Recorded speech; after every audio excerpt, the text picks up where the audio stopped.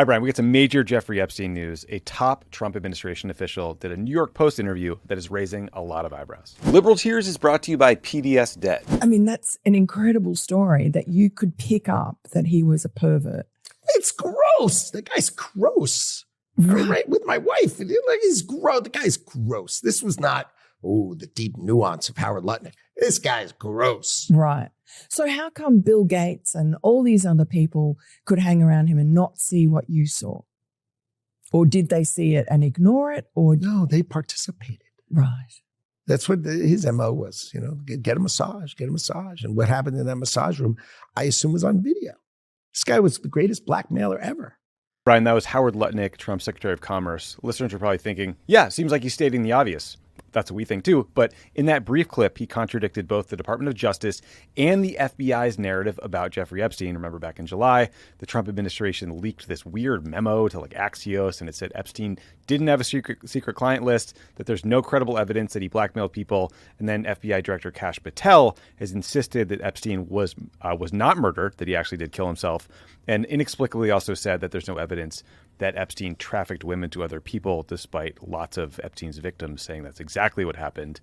So, Brian, I watched that, and it made me wonder, if Lutnick got the ick about Epstein in 30 seconds, why was Trump friends with him for, a decade? To answer that question, you really just have to look at the Virginia Giuffre example. Mm-hmm. We know that she worked at the spa at Mar-a-Lago. We know that she was eventually poached by Jeffrey Epstein to go work for him, and we know that after that point she was abused and trafficked by him. And so if you're wondering why it was worth Trump to maintain that relationship, it's because there was some business transactional relationship happening between them. But also I think what's more important to recognize between what Lutnick said versus what the rest of the administration said, if we're getting contradictory information from these people, there's an answer here, and that's just to release the files. Right. This stuff exists. We don't have to pretend that it's all some amorphous black box here.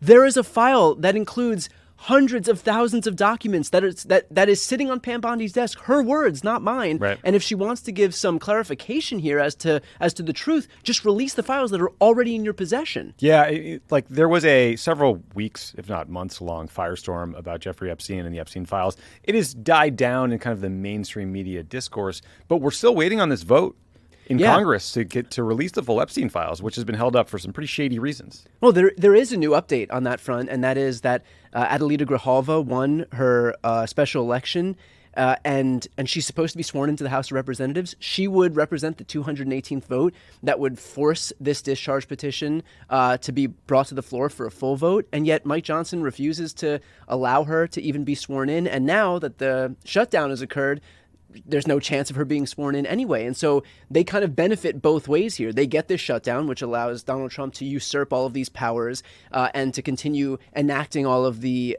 policy points that he wants to enact with Project 2025. But also, they get to prevent this discharge petition from moving forward because they get to prevent this new Democratic lawmaker from signing on. Yeah, which basically just means Speaker Johnson is colluding with the Trump people to prevent a vote on the release of the Epstein files. And It's pretty shady. And every day we learn something new that makes you wonder why. Also, Brian, last week, the House Oversight Committee got their hands on a bunch of new files from Jeffrey Epstein's estate, including a copy of an itinerary or kind of schedule or diary that Epstein kept. So Politico reported on what was in some of these files. They found what appears to be a copy of Epstein's schedule that had, wait for it, Elon Musk making a trip to Epstein Island on December 6th, 2014. The calendar also mentions lunch with Peter Thiel in November of 2017 and breakfast with Steve Bannon in February of 2019. And to be clear, all of those dates are years after Jeffrey Epstein went to prison for his conduct in Florida. So, you read this, you're like, I don't know, man. I guess the Epstein calls have been coming inside the house the whole time. It's all of these top people. Elon famously had his breakup with Trump, and he tweeted, "Trump is in the Epstein files." Well, right. So are you, Putty. Right. And I think what's most telling about this is the extent to which Trump supporters were conned. Trump himself campaigned on this issue in particular, made sure to exploit this issue to get support from these voters who didn't know any better, only to, he knew full well that he was in the files. He knew full well the reality. But also, this has been going on for years. I mean, Alex Acosta was Trump's labor secretary. The guy was in his administration. And so the notion... And he gave the sweetheart deal to Epstein in Florida in 2007. Exactly. And so this notion that Trump was ever going to be some champion for accountability when it comes to Epstein is just such a joke and such a slap in the face to anybody out there who earnestly believed that he would be some crusader for transparency. This is a big deal that anyone wants like justice for the Epstein's victims. It's also a big deal politically because there's a new PBS News NPR Marist poll out this week that asked about Trump's handling of the Epstein files. Let me read you some findings. 61% of Americans disapprove of Trump's handling of the Epstein files, including 69% of independents. Nice. 77% of Americans want the files released with appropriate redactions. That includes 84% of Democrats, 67% of Republicans, and 83% of independents. Only 9% of people who responded to this poll don't want the files released. So it's like Trump, Elon Musk, Don Jr., Howard Lutnick. So I roll Bill Gates, Bill Clinton. Yeah, absolutely. So look, there are some politicians who I roll my eyes and they're like, everything is a distraction from the Epstein files. But clearly this is an issue that voters care about, that is overwhelmingly on the side of transparency, and we should keep pushing. Yeah. Liberal Tears is brought to you by PDS Debt. The system isn't broken, it's rigged. And if you're buried in debt, that's exactly how they want it. Big banks profit when you're desperate. Creditors win when you lose. But you don't have to play their game. PDS Debt helps you take back control. They've helped hundreds of thousands break free from credit cards and loans. It's your money, it's your future. Time to fight for both. PDS Debt goes beyond the numbers to understand your unique financial situation and craft a personalized plan designed just for you. There's no minimum credit score required. They're there to help you save more, pay off your debt faster, and start putting money back where it belongs, in your pocket. PDS Debt is A+ rated by the Better Business Bureau, boasts thousands of 5-star reviews on Google, and holds a 5-star rating on Trustpilot. Why? Because PDS has helped hundreds of thousands of people get out of debt. We've all had that experience when you overdraw your account and you have overdraft fees, or your credit card bill is so big that you wonder whether you'll ever be able to pay it off. PDS Debt can help you figure out a plan to pay off your debt and get that financial burden off your back.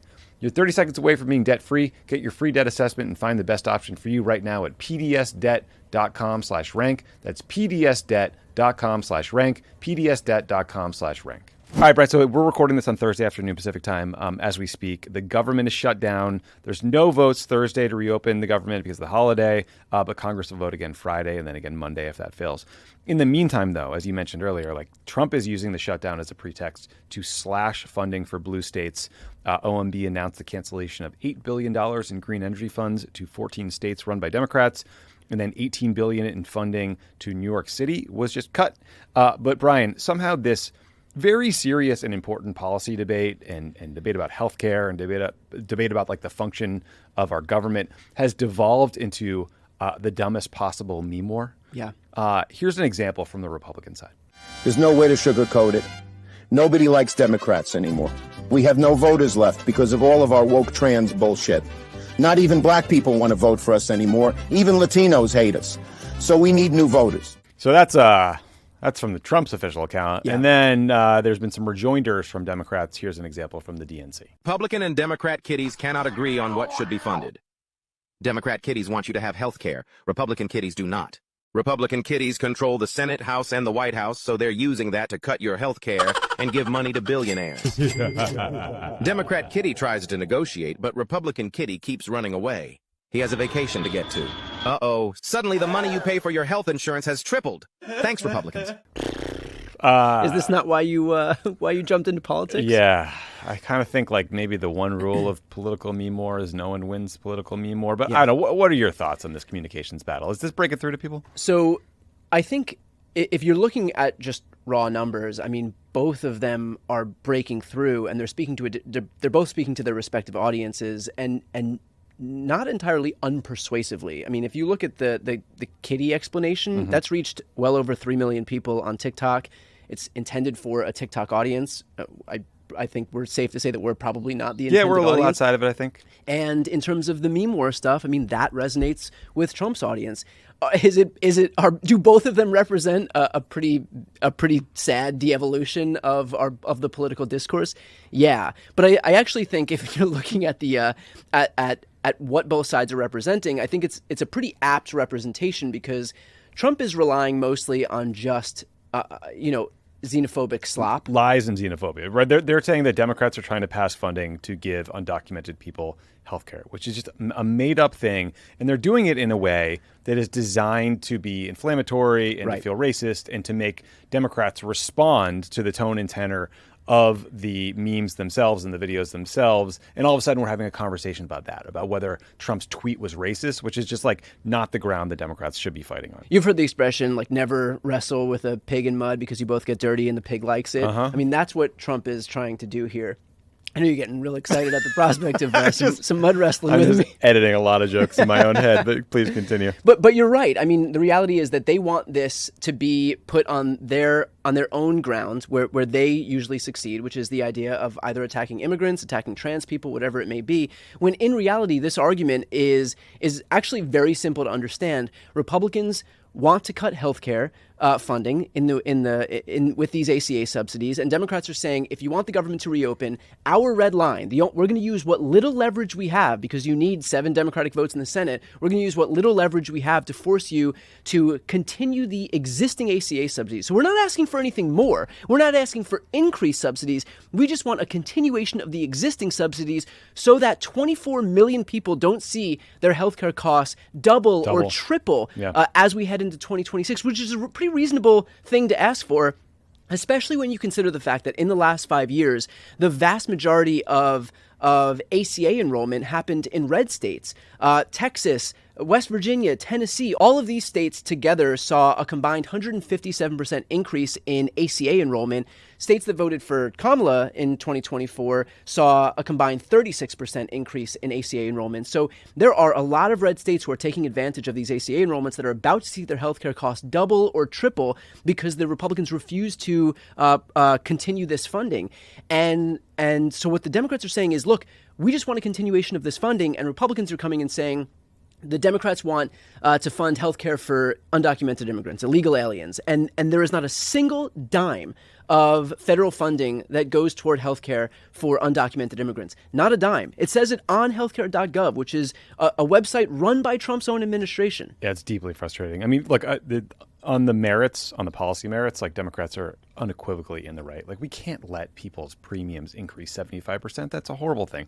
On the politics, it's like, we're like helping bail out Republicans from their own political problem, right? Which is like always in the position we're in, because we're like the responsible party that cares about people and thinks government should help you. And, there are people out there who are saying, look, why not just allow the Republicans to shoot themselves in the foot in an election year? What do you say to those people? I think I understand the thinking. Like, I'm torn on this. I'm torn on this whole government shutdown, whether it was a good idea, whether it was a bad idea. I sort of had this similar thought too, which is like, I don't know that people are really going to turn on Trump until they feel the impact of his policies economically. There's a part of me that's like, the Democrats keep swooping in to bail out Republicans on the issues that they're most vulnerable on. I think what's more likely to happen here is there will be some deal made that reopens the government, and then after that there will be something done to address this concern about the subsidies that will probably involve more like brutal policy choices and deep cuts in healthcare. And look, all of it just speaks to how much it sucks to be out of power. Yeah. So, but like, look, Democrats, we like led with the meme stuff because it's, I don't know, visual and funny, but like Democrats are trying to get more digitally savvy. They're creating more of their own social media content. They're talking to progressive YouTubers like you, like us, independent media. Leader Jeffrey's office tried to do a 24-hour live stream about the shutdown. It was like somewhat effective. It turned into a bit of a punchline because of like low viewership. Yeah. That kept getting screenshotted. I'm curious what you made of it, Brian, because like on the one hand, look, I'm glad these guys are trying. We got to try new things. We have to be creative. We have to stop going through the like mainstream media filter or thinking that an MSNBC hit is going to win the political debate. But on the other hand, like, I don't know, the impact has been what we want it to be at. Yeah, I mean, look, I think there's a difference between Democrats embracing independent media or digital media and Democrats thinking that their media distribution strategy should be completely vertically integrated, right? There are companies like Crooked Media, like what I do, like Midas Touch, like all of these creators who do a great job, who've built that infrastructure. So you don't necessarily need to reinvent the wheel. When we want Democrats to embrace independent media, that doesn't mean to create it unto yourself. Like, they are not independent media outlets. These are members of Congress or senators. Some of them have the ability to do that really well unto themselves.